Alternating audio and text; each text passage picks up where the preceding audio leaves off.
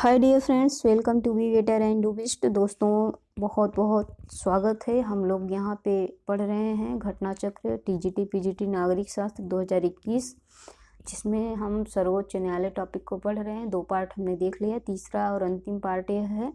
इसमें हम लगभग 20 प्रश्नों को कवर करेंगे और ये 20 प्रश्न आपके 200 प्रश्नों के बराबर होंगे। कोई भी यहाँ पे एक भी लाइन ऐसी नहीं होगी जो आपको याद ना हो जाए पढ़ते वक्त।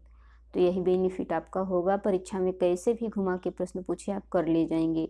आप सिलेबस भी पढ़ेंगे तो जो चीज़ें यहाँ पे पढ़ाई जा चुकी हैं वो चीज़ें आपको याद रहेंगी, इतना मेरा दावा है। और अगर आप इतना अपने से पढ़ के याद कर सकते हैं तो आप याद कर लीजिए, कोई दिक्कत नहीं है। आप किसी और यूट्यूब चैनल पे अगर आपको अच्छा लग रहा है कि हमसे अच्छा पढ़ा रहे हैं तो आप वहाँ पढ़ सकते हैं। आप स्वयं से भी पढ़ सकते हैं, लेकिन अंतर इतना होगा कि आप 10 घंटे में 8 घंटे में पूरी किताब पढ़ सकते हैं। अपने से भी पूरी किताब पढ़ सकते हैं, लेकिन आपका आउटपुट और मेरे द्वारा पढ़ाए गए का आउटपुट कितना निकलता है आप तौल लीजिएगा तराजू लेके, ठीक है। आप जो पढ़ेंगे स्वयं से और जो दूसरे यूट्यूब चैनल से पढ़ेंगे, आपका आउटपुट अगर आप 100 पेज पढ़ रहे हैं तो 1 पेज निकालना भी मुश्किल हो जाएगा। लेकिन मैं जो आपको पढ़ा रही हूँ इसमें आउटपुट निकलेगा, ठीक है। अगर 100% नहीं निकलेगा तो 95% आउटपुट निकलेगा। जो आप पढ़ेंगे आपको याद रहेगा, आप कर ले जाएंगे। इतना तो इतने अच्छे से आपको पढ़ाया जाएगा। फिर भी आपकी इच्छा है, आपको कहीं और से पढ़ना है तो पढ़िएगा, लेकिन अंतर होता है। मैं भी 2-4 जगह से देखी हूँ कैसे पढ़ा रहे हैं। वो किताब पढ़ते जा रहे हैं पढ़ते जा रहे हैं। किताब पढ़ने के लिए थोड़ी हम लोग यूट्यूब ओपन करते हैं, हम लोग समझने के लिए करते हैं ना, चीज़ों को याद करने के लिए। और बाकी 116-17 नंबर तो सभी लोग लाएंगे, ठीक है। लेकिन आपको क्या करना है, 123 तक 124 तक पहुंचना है।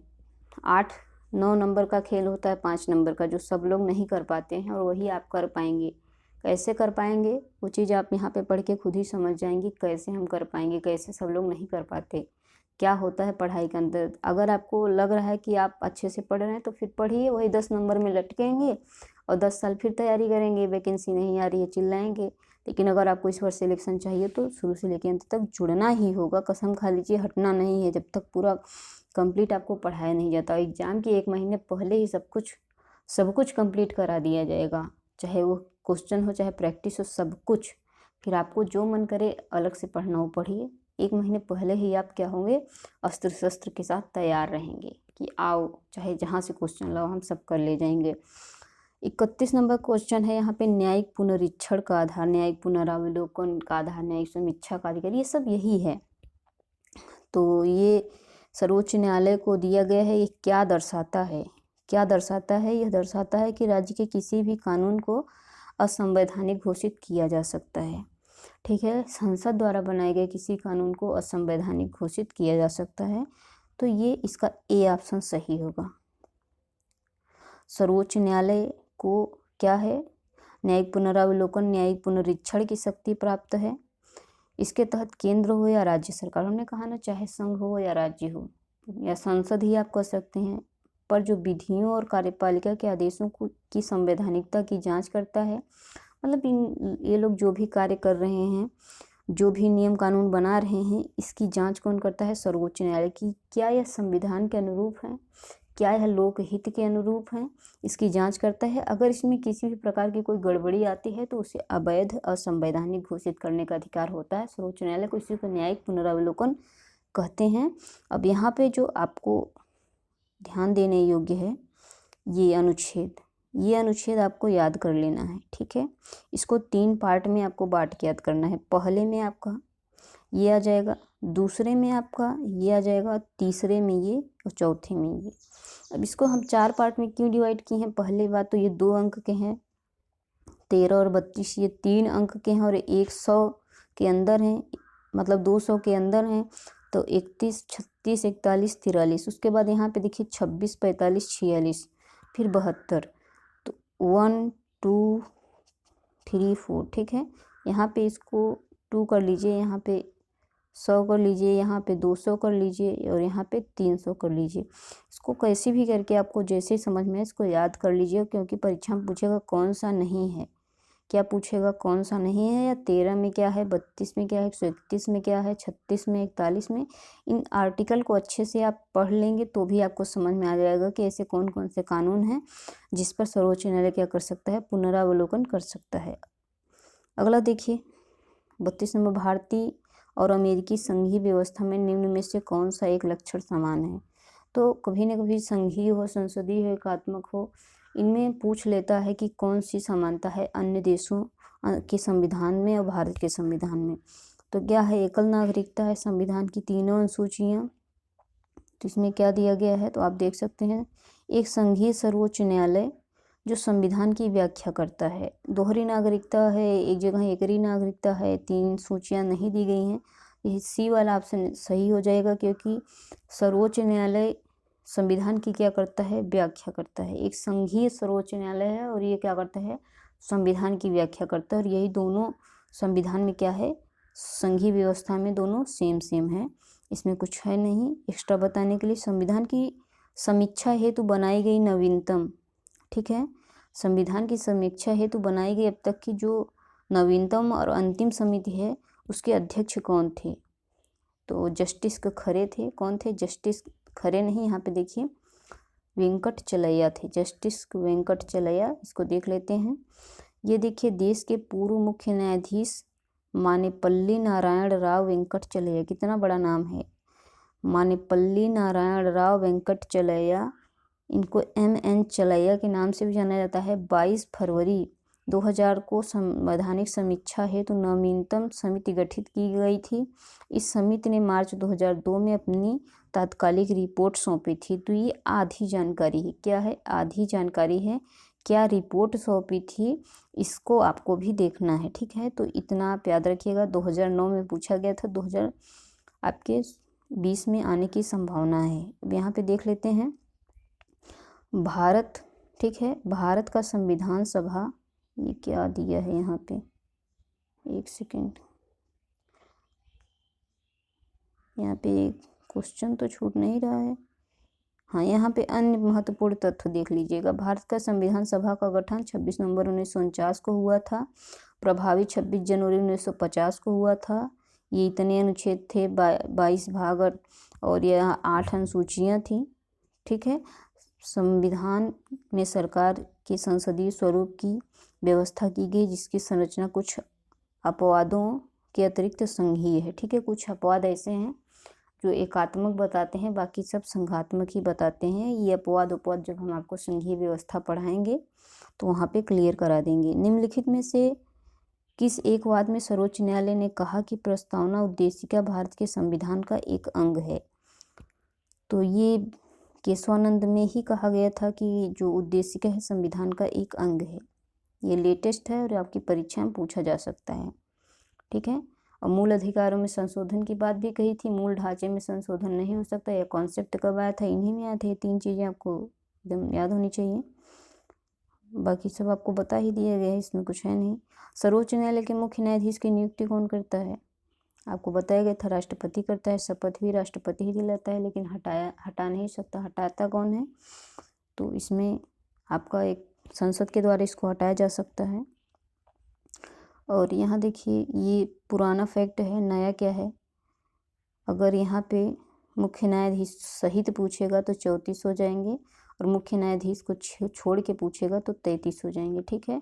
और 2019 के द्वारा 33 कर दी गई है, ठीक है। 2019 संशोधन के द्वारा 33 करी गई, 34 मत बताइएगा कि आप इनको मुख्य न्यायाधीश को भी जोड़ के 34 बता रहे हैं। एक चीज़ और आप यहाँ पे सीख लीजिए, अगर आपको पूछेगा संविधान संशोधन 2019 के द्वारा कितनी संख्या बढ़ा के कर दी गई है, तो 33 कर दी गई है, ठीक है, मुख्य न्यायाधीश को छोड़कर। और मुख्य न्यायाधीश को लेकर कुल कितनी हो गई है, तो 34 हो गई है, ठीक है। इसको एकदम याद होना चाहिए। सर, उच्चतम न्यायालय, ठीक है, उच्च न्यायालय के मुख्य न्यायाधीश की नियुक्ति कौन करता है। अब देखिए यहाँ पे ये उच्चतम न्यायालय होना चाहिए, उच्च न्यायालय पूछा है, ठीक है। उच्च न्यायालय ये भी राष्ट्रपति ही होगा, ठीक है। कौन होगा, राष्ट्रपति ही होगा। यहाँ पर राज्यपाल नहीं लगाना है। हम क्या करते हैं, कंपैरिजन करते हैं ना, कहाँ राज्यपाल कहाँ राष्ट्रपति, तो राज्य में राज्यपाल और संघ में हम राष्ट्रपति को कर देते हैं। तो जिस प्रकार से सर्वोच्च न्यायालय में राष्ट्रपति है, तो उच्च न्यायालय में आपको राज्यपाल को नहीं लगाना है, ठीक है। उच्च न्यायालय में भी राष्ट्रपति ही रहेगा। न्यायाधीशों की नियुक्ति आपको एक स्टेटमेंट याद आ रहा होगा, जब स्टार्टिंग में हमने पढ़ा था सर्वोच्च न्यायालय के बारे में, कि सर्वोच्च न्यायालय के मुख्य न्यायाधीश की जो नियुक्ति है राष्ट्रपति करता है, और अन्य न्यायाधीशों तथा उच्च न्यायालय के मुख्य न्यायाधीश की नियुक्ति भी राष्ट्रपति करता है। किसकी सलाह पे? मुख्य न्यायाधीश की सलाह पे। मुख्य न्यायाधीश से परामर्श लेता है, और सर्वोच्च न्यायालय के अन्य न्यायाधीशों और जो उच्च न्यायालय है जिसको हाई कोर्ट कहते हैं, उसके मुख्य न्यायाधीश और अन्य न्यायाधीशों की नियुक्ति राष्ट्रपति ही करता है। अब मुझे लग रहा है आपको समझ में आ गया होगा, ठीक है। चलिए आगे बढ़ते हैं, इसमें कुछ अलग से नहीं है। अगला देखिए, किस अधिनियम के द्वारा भारतीय संघीय न्यायालय स्थापित किया गया है? तो भारतीय संघीय न्यायालय किसके द्वारा? भारत शासन अधिनियम। लगभग आप देख सकते हैं कि 1/3, ठीक है, 1/3 क्या 1/2, आधा सब कुछ यहाँ से 1935 से ही ले लिया गया है। उसमें कुछ संशोधन कर दिए गए हैं, बाकी सब वहीं से लिया गया है। भारत संघीय न्यायालय स्थापित किया गया, ये 35 याद रखिएगा। भारत शासन अधिनियम 1935, भारत शासन अधिनियम 1935, इसको याद रखना है। और इसके मुख्य अध्यक्ष कौन थे? मॉरिस ग्वेयर। मॉरिस ग्वेयर क्या थे? मुख्य अध्यक्ष थे। किसके? जो संविधान, ठीक है, यहाँ पे देखिए, संविधान संघीय न्यायालय की जो स्थापना थी, इसके मुख्य न्यायाधीश कौन थे? प्रथम मॉरिस ग्वेयर थे, पहले न्यायाधीश सर्वोच्च न्यायालय के। और इसकी स्थापना इसी नियम के अंतर्गत की गई, इसी अधिनियम के अंतर्गत 1935 के तहत, ठीक है। और कब की गई थी संघीय न्यायालय? 1 अक्टूबर 1937 को करी गई थी, ध्यान रखना है आपको। ये तीनों फैक्ट बहुत इंपॉर्टेंट है, तीनों ही बहुत इंपॉर्टेंट है। संघीय न्यायालय की स्थापना 1 अक्टूबर 1937 को करी गई थी, भारत शासन अधिनियम 1935 के द्वारा, और मुख्य न्यायाधीश कौन थे? प्रथम ग्वेयर थे। ग्वेयर आपको याद रखना है। निम्नलिखित में से कौन, ठीक है, कौन भारत के राष्ट्रपति के निर्वाचन संबंधी विवादों का निपटारा करता है? अगर राष्ट्रपति उपराष्ट्रपति के निर्वाचन संबंधी कोई भी विवाद आता है, तो उसका निपटारा सर्वोच्च न्यायालय करता है। आपका मुख्य निर्वाचन आयुक्त या चुनाव आयुक्त नहीं करता, क्योंकि चुनाव थोड़ी होता है इनका निर्वाचन होता है, अप्रत्यक्ष रूप से होता है। चुनाव तो होता नहीं, तो चुनाव आयुक्त निर्वाचन आयुक्त नहीं आएंगे, ये सर्वोच्च न्यायालय ही करता है। इसको याद रखना है। आर्टिकल भी देख लीजिए, अभी जो हमने आपको बताया, राष्ट्रपति हो या उपराष्ट्रपति के निर्वाचन संबंधी किसी भी विवाद का निपटारा कौन करता है? सर्वोच्च न्यायालय करता है। उसका विनिश्चय ही, और उसका निर्णय क्या होगा? अंतिम निर्णय होगा। ऐसा नहीं है कि कोई आके उसमें और दखल अंदाजी करे, नहीं, अंतिम निर्णय उसी का होगा। यदि न्यायालय या राष्ट्रपति, ठीक है, यह न्यायालय द्वारा राष्ट्रपति या उपराष्ट्रपति के निर्वाचन को शून्य घोषित कर दिया जाता है, तो उस समय तक राष्ट्रपति या उपराष्ट्रपति के रूप में उनके द्वारा किए गए कार्य को अवैध नहीं माना जाएगा। मान लीजिए कि किसी भी राष्ट्रपति या उपराष्ट्रपति का निर्वाचन हो चुका है, उन्होंने पद ग्रहण कर लिया, शपथ ले ली और कार्य स्टार्ट कर दिया, तो मान लीजिए कुछ समय पश्चात, 1 साल 2 साल 6 महीने पश्चात कोई भी विवाद होता है निर्वाचन से संबंधित, कि गलत तरीके से निर्वाचित हुए हैं, उसकी जांच होती है, और उसमें क्या होता है कि सभी चीज़ें सही पाई जाती हैं, और राष्ट्रपति या उपराष्ट्रपति के विवादों संबंधित अंतिम निर्णय आता है कि इनको पद से हटा दिया जाए या महाभियोग के द्वारा। तो फिर ऐसा नहीं है कि 6 माह के पहले इन्होंने जो कार्य किया है 6 माह के बीच में उसको सब असंवैधानिक घोषित कर दिया जाए, नहीं, उन्होंने राष्ट्रपति के पद पे रह के कार्य किया है, तो उसको नहीं ख़त्म किया जा सकता। बस इतना याद रखना है, उसको अवैध नहीं घोषित कर सकती। भारत में सर्वोच्च न्यायालय में न्यायाधीशों की संख्या किस प्रकार बढ़ाई जा सकती है? हमने शुरू में बताया था, न्यायाधीशों की संख्या सर्वोच्च न्यायालय के द्वारा बढ़ाई जा सर्वोच्च न्यायालय के न्यायाधीशों की संख्या संसद द्वारा बढ़ाई जा सकती है। किसके द्वारा?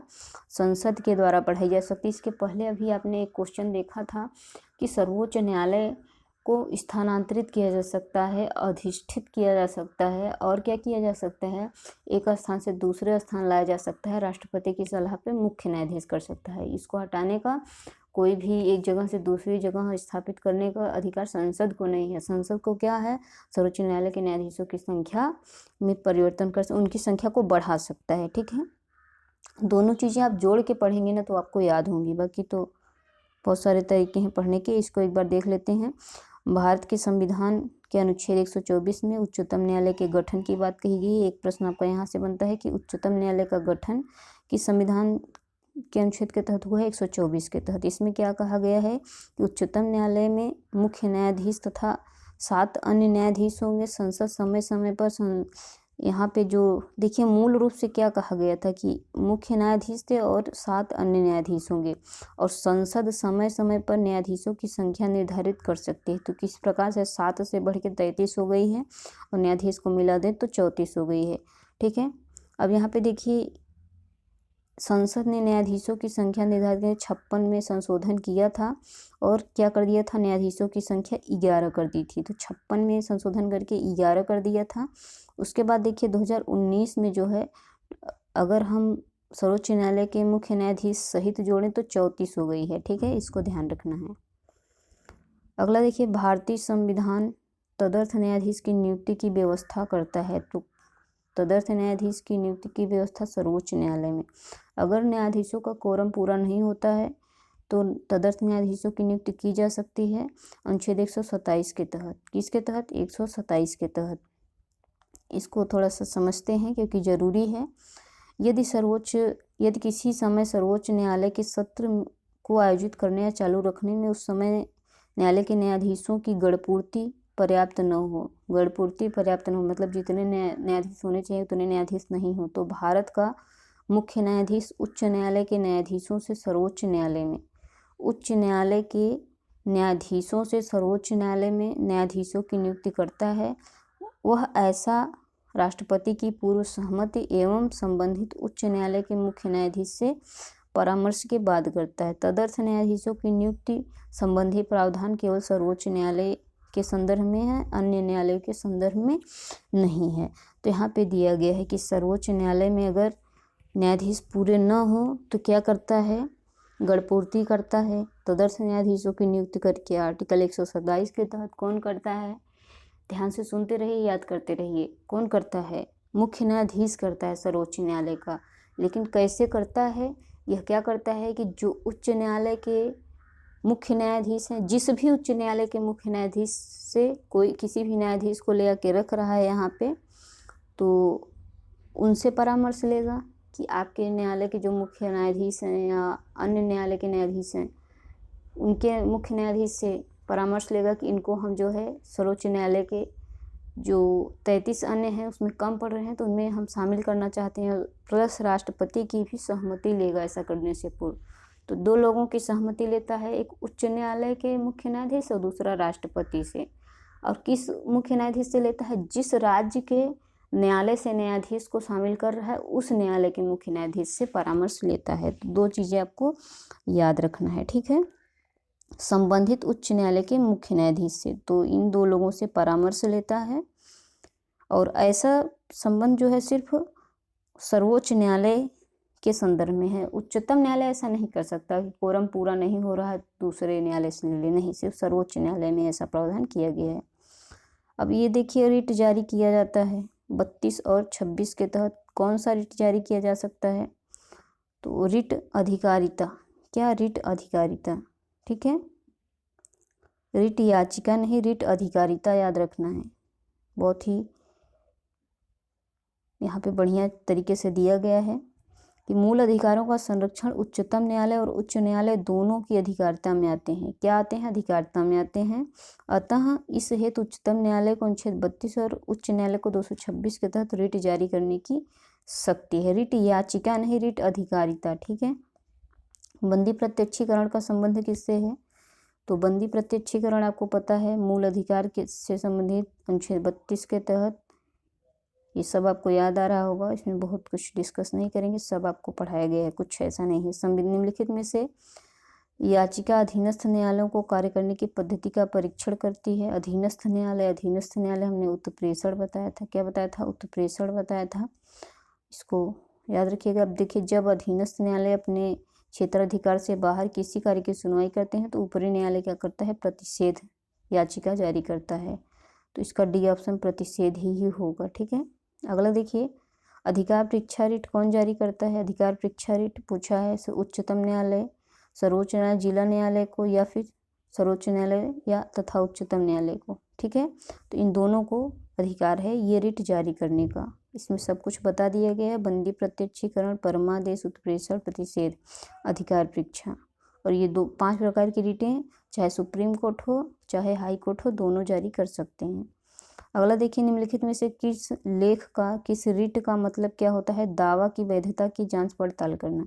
दावा की वैधता की जांच पड़ताल करना मतलब कोई भी अधिकारी है वो अपने कार्य क्षेत्र से बाहर शक्ति का प्रयोग करके किसी भी कार्य को कर रहा है तो पूछता है कि आप किस अधिकार से ये कार्य कर रहे हैं, तो अधिकार परीक्षा यहाँ पे सही हो जाएगा।